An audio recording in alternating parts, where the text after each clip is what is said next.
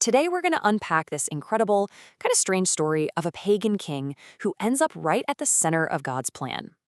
So the book of Isaiah, chapter 45, opens with this absolute bombshell. It says, "Thus saith the Lord to his anointed, to Cyrus." Now, you got to zoom in on those two words, anointed and Cyrus. They are the whole key to unlocking what's happening here. And right away, you should be asking the big question, how is this even possible? Cyrus was the king of Persia, a pagan. So how in the world could he be called God's anointed? I mean, that's a title that was basically reserved for the kings of Israel. Well, that's the puzzle we're going to solve. Okay, so the first clue is in the original Hebrew. The word is Mashiach. Now, you've probably heard that word before. It's the root for Messiah. But here, it's being used a little differently. It's all about function. It literally means appointed for a divine purpose. God is basically saying, I've hired this guy for a very specific job.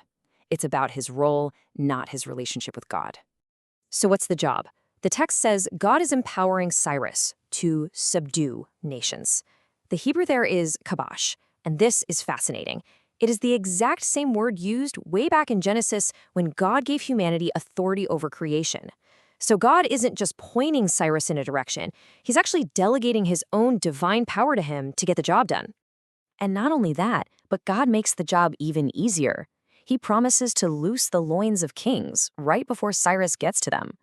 I mean, just think about that metaphor for a second. It's about completely disarming your enemies, stripping them of their strength, and filling them with so much fear that the fight is over before it even starts. God is literally clearing the path for him. All right, now here is the part that should really give you chills. When the prophet Isaiah wrote all this down and named Cyrus specifically, Cyrus wasn't even alive. In fact, he wouldn't even be born for about another 150 years. This isn't just a prediction. This is like a pre-written historical appointment. Let's just lay this out on a timeline so you can see how wild this is. Around 700 BC, Isaiah names a man who doesn't exist yet. 100 years later, Israel gets exiled to Babylon. And then boom, right on schedule, 539 BC, Cyrus of Persia rolls in and conquers Babylon. And what does he do the very next year? He issues a decree letting the people of Israel go home. The precision is just staggering. You know, when you look at it, this isn't just a one-time thing. It actually reveals a 5-step pattern that you see God use again and again in history. First, he declares his plan way ahead of time. Then he appoints an agent, and it's often someone you'd never expect.